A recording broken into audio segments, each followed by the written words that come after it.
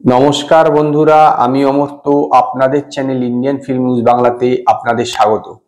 অক্ষয় কুমারের অলরেডি এই বছর 4টে সিনেমা বেরোবে, সেটা তো একদম ঠিক হয়ে গেছে। একটা হচ্ছে সুরজ পুতলুয়ার রিমেক, তারপর হচ্ছে বড়ে মিয়াঁ ছোটে মিয়াঁ, তারপর স্কাই ফোর্স এবং ওয়েলকাম টু জঙ্গল।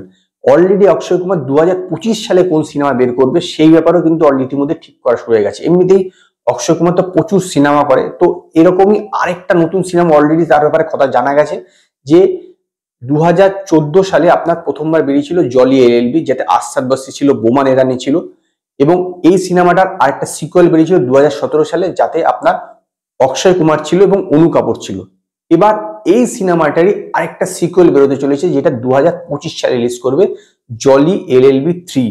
ইয়েস, জলি এলএলবি 3 একদম কনফার্ম। অনেকদিন আগের থেকেই এই বিষয়ে কথাবার্তা চলছিল, কিন্তু প্লটটা নিয়ে যে ডাইরেক্টর সুভাষ কাপুর, তার এখনো ফাইনাল ছিল না। তো আলটিমেটলি এই প্লটটা ফাইনাল হয়েছে এবং এতে দেখা যাবে হচ্ছে আপনার অক্ষয় কুমার এবং আরশাদ বস্তির দুইজনকে, এবং দুইজনের ফেস অফ হবে, মানে দুই উকিল একে অপরের বিরুদ্ধে লড়বে এই সিনেমাতে। এইটাতে কিন্তু একটা নতুন দিক আছে, সেটা হচ্ছে যে এই যে লড়াইটা হবে, এটা কিন্তু একটা ইন্টারেস্টিং কেস নিয়ে হবে এবং এর আগের মতন পুরোপুরি কমিক এলিমেন্ট থাকবে।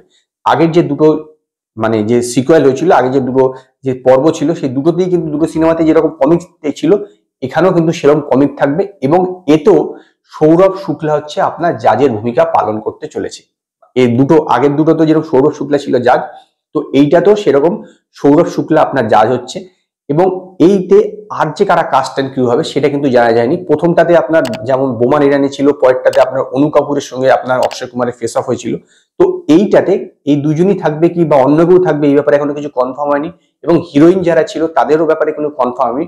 শুধুমাত্র এইটুকু ঠিকঠাক হয়েছে যে এর সিনেমার শুটিং কিন্তু শুরু হতে চলেছে আপনার 2024 সালে, মানে এই বছরই মে মাস থেকে এই সিনেমার শুটিং হবে এবং একটা লম্বা স্কেডিউলে এই সিনেমার শুটিং চলবে। জয়পুরও হবে এবং এর পাশাপাশি মানে ইনডোর আউটডোর পাশাপাশি লোকের শুটিং হবে।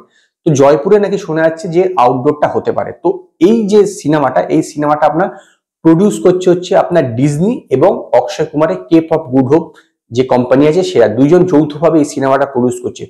নো ডাউট এটা কিন্তু বেশ ইন্টারেস্টিং হতে চলেছে। অক্ষয় কুমারের সঙ্গে আসাদ বস্তি অলরেডি একটা সিনেমা করে ফেলেছে, তো এটা তাদের মধ্যে দ্বিতীয়বার কোলাবোরেশন, কিন্তু জিনিসটা আলাদা হবে। এই নো ডাউট এটা কিন্তু সম্পূর্ণ আলাদা হবে, কারণ এইটার একটা এই যে ফ্র্যাঞ্চাইজিটার, এইটার একটা পূর্ব ইতিহাস আছে এবং সেটা যথেষ্ট কিন্তু ভালো। প্রতিটা সিনেমায় দুর্দান্ত বক্স অফিস পারফরমেন্স করেছে এবং ক্রিটিক্সরাও কিন্তু খুব পছন্দ করেছে। তো স্বাভাবিকভাবেই এই সিনেমাটার ব্যাপারে খুব কিন্তু অন্তত আমি খুবই উৎসাহী।